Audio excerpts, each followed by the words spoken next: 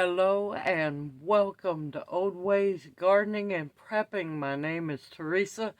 I'd like to welcome you out to the shed of many names on this chilly night where we're going to have some fun. We're going to make some cat treats, holiday cat treats, because everybody's busy hustling and bustling and making candy and treats and so on for humans. Most never think about their cats. They're your children, your fur babies. You love them. And what better than to make them homemade holiday treats?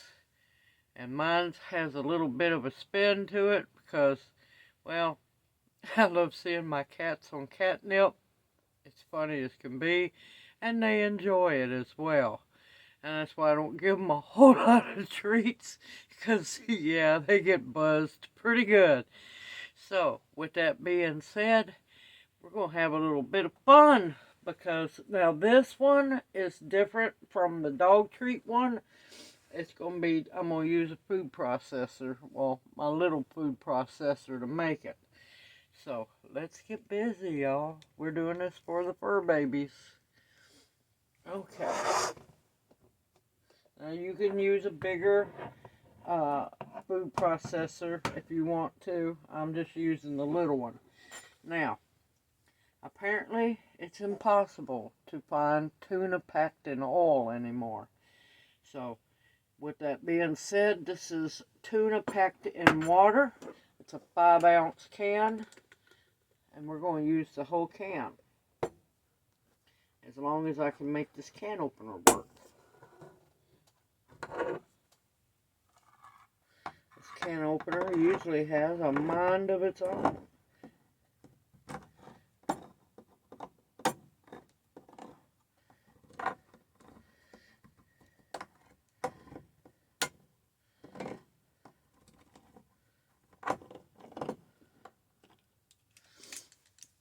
Now, this one I'm not going to be rolling out and making snowman shape because, well, that would be just a little bit too much catnip for the cats.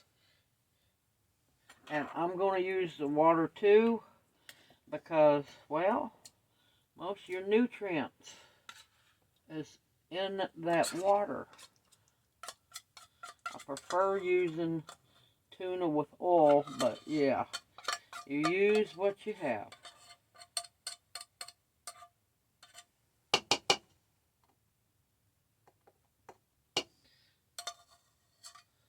And you make sure you get it all out.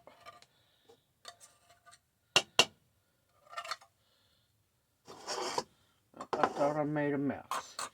Alright, into this, we're going to crack one large egg because it's good for their coats. So is the tuna.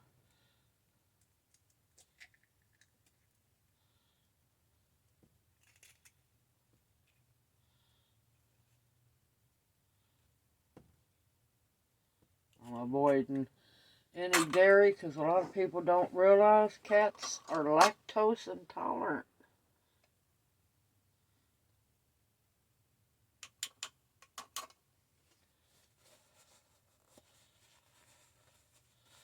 Okay, me being me, here comes the fun part. It's catnip time. And of course, this is organic catnip.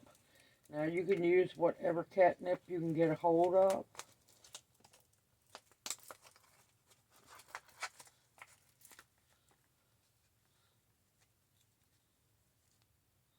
And I'm going to use about 2 tablespoons. Because, yeah, I want this, whew, it's going everywhere. I want this infused very well. Because I want happy cats. Happy, stoned cats.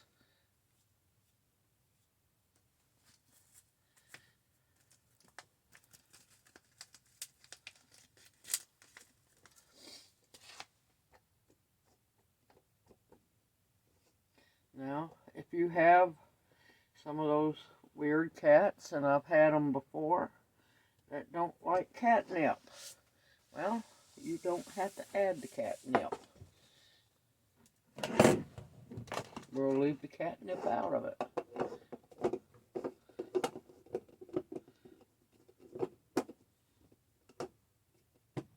Hey, come on now.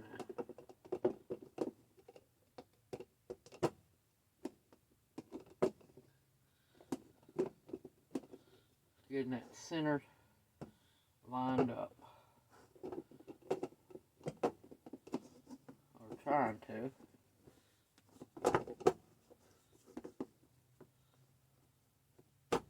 There we go.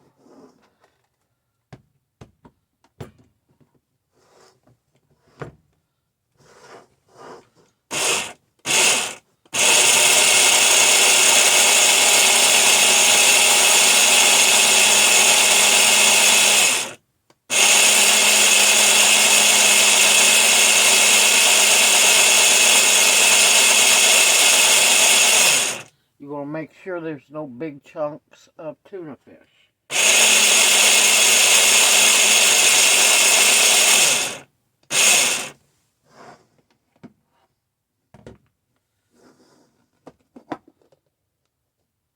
Oh yeah, that's pureed. Now, I'm going to be using oat flour, because a lot of times cats can be gluten intolerant. It depends on the cat. So, I'm going to add about 2 good heaping tablespoons. No, I'm going to add a 3rd one. Now, if I can get it out, I will.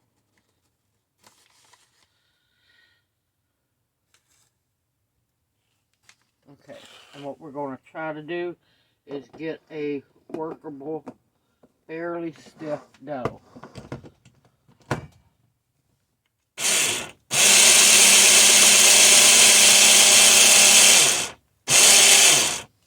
Oh no, it's going to take more flour than that.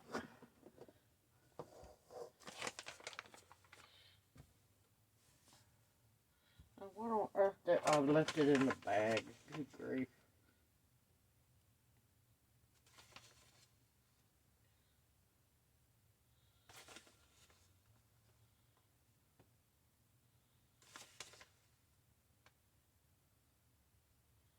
So that's going to end up being 3, 4, 5, 6 tablespoons so far.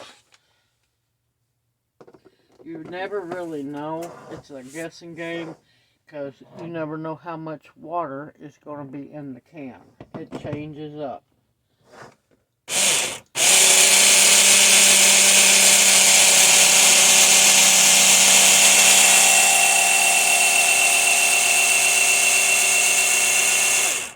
Well, it's getting close. It's still way too moist. And you want a dough. 7, 8, 9. We're going for 10. We're going to make a dough one way or another. I might get sneaky and add some more catnip to it too.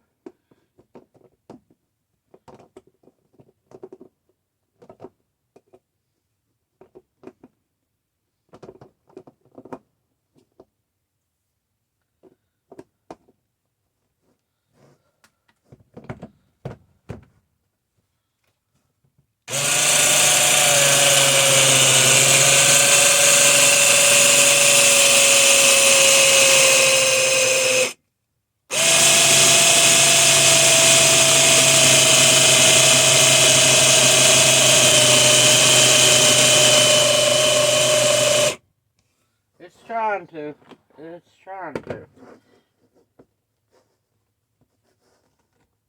Now I can't get the lid off. There we go.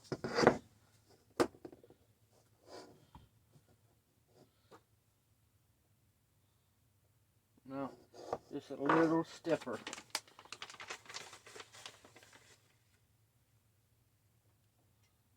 $11, $12, $13. And I have to admit, there was a lot of liquid in that can of tuna fish. So, yeah. I don't want to water down the catnip. So, I'm going to make sure that they get their fix. So, that's about another 2 tablespoons. And don't worry, I'll have the final recipe in the description box below. Each time I make this, it's different.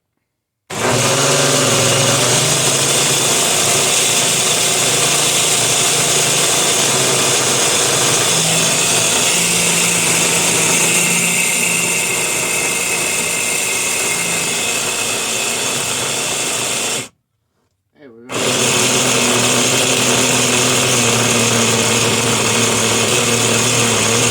Now we have a ball. Now we have a ball. Once I can get the lid off. There we go. And see, it has made itself into a dough ball. It's not the best smelling dough ball, but you know what? It's not for me. It's still fairly moist. So,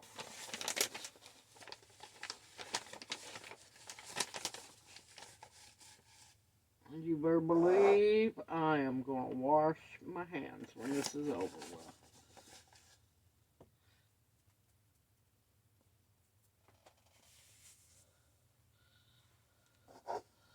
Let's see.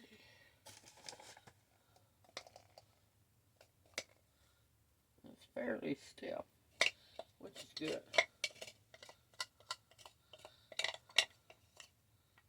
And they're going to love it because of the tuna fish smell.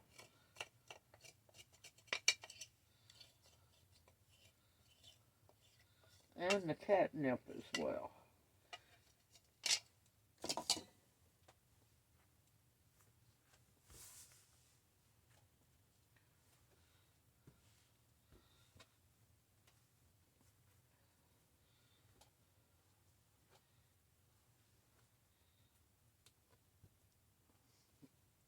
Now I already have my oven preheated to 350 degrees, and I have a parchment paper lined cookie sheet. This is actually a nice dough. You want to be careful because them blades are sharp.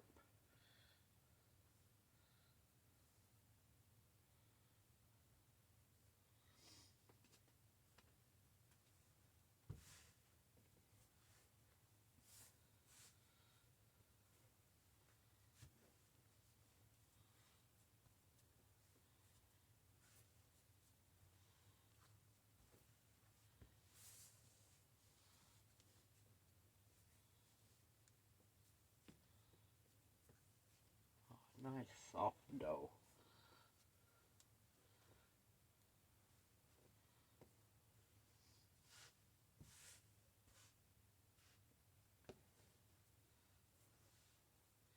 And I'm going to tell you, Jana has been enjoying her treats.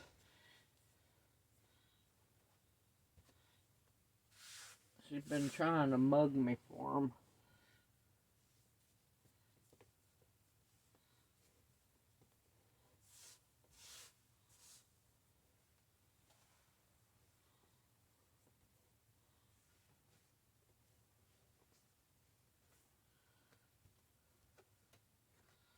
Trying to make sure I knead all the excess flour on the outside into the dough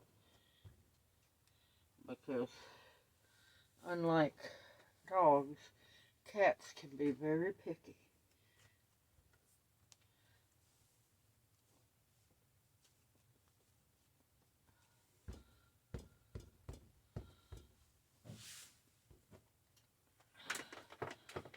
Okay, let's get the cookie sheet.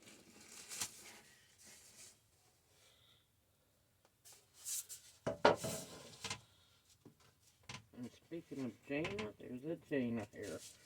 I know for a fact the cats would not appreciate that. And I'm going to take a piece about the size, a little, just a hair bigger than a marble. And I'm going to press it down a little bit and put it on the cookie sheet. You can see what it looks like. It's not too big.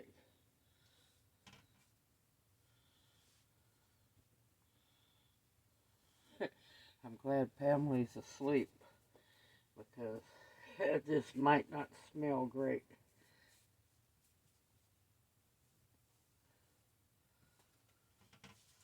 Well, that one's a little too big.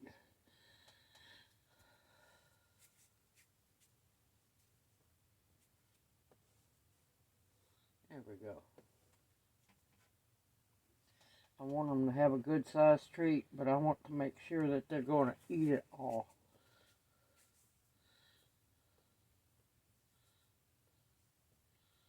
Last time I made them, they went wild over them. I also want to make sure I don't give them too much catnip that'll make them sick. Or not so much make them sick. Make them really, really delusional.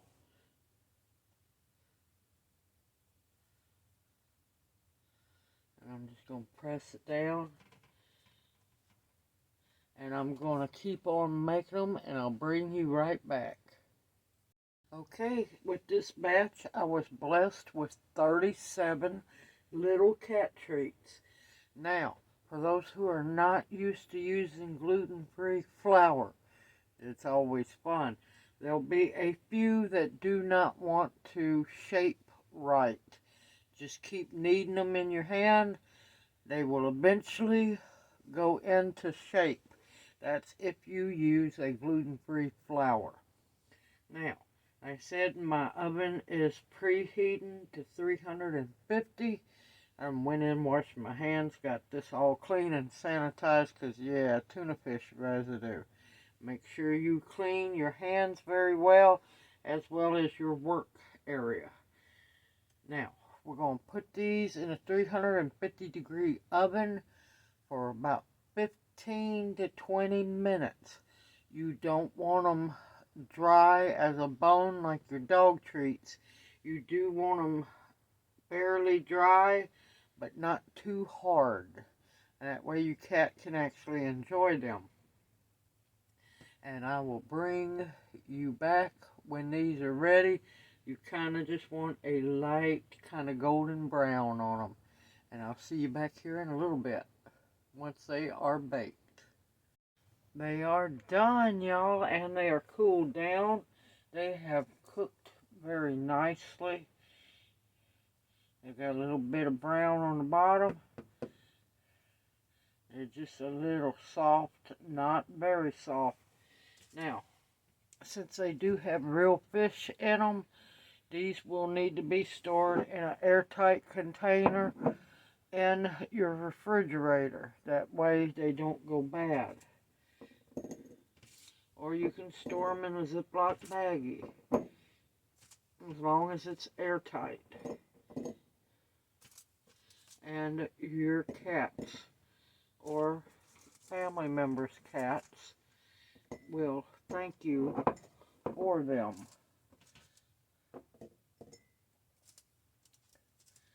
You can, it's not going to hurt them a bit. You can give them one a day, or you can give them, depends on how much quiet time you want. You can give them 2 a day, but usually what I do is 1 a day. And my cats absolutely love them. They really do.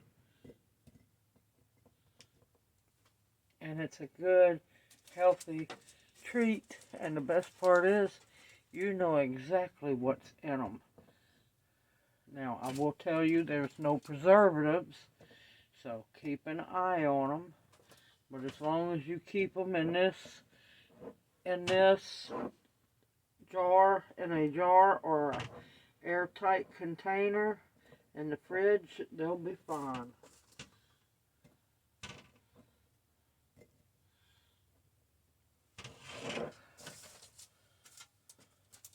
Now, of course, if you use the whole wheat flour, they're going to look a little different.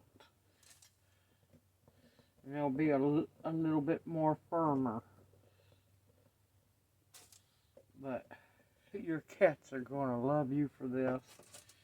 And or your family members' cats are going to love you for them. And see, got them all in there. Now, just like you noticed during the making of the recipe,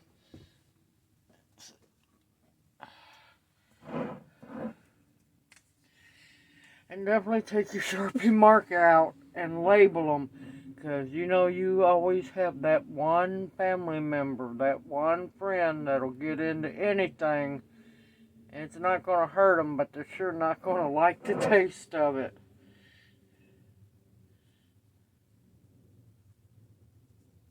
Catnip and tuna cat treats. And I made them 12.22.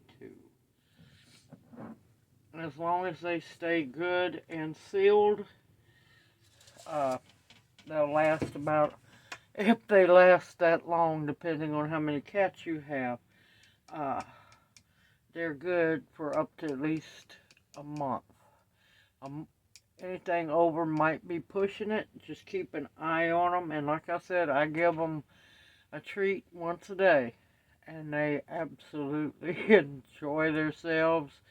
They play. They run around. Some of them just lay there bug-eyed and can't move. But afterwards, they have a nice, long, peaceful nap. Simple, easy, homemade. Don't forget the fur babies during the holidays, because they're just as important. And they will love you dearly for making them treats, because this is a whole lot more healthier for them than what you find in the stores. Hope this video encourages you to also take care of your fur babies with treats, homemade holiday treats. Now these can be made year-round, y'all, but with everybody partying during the holidays and celebrating, the fur babies should celebrate as well. I look forward to seeing y'all in my next video. And just remember, it all depends on the can of tuna fish and how much the ingredients are it's going to take. And of course now, you can make it in bigger batches if you want to give them out as gifts to other people's fur babies as well. Spread the love, y'all. Spread the love. I look forward to seeing y'all in my next video, and may you each be blessed. I'll see you soon.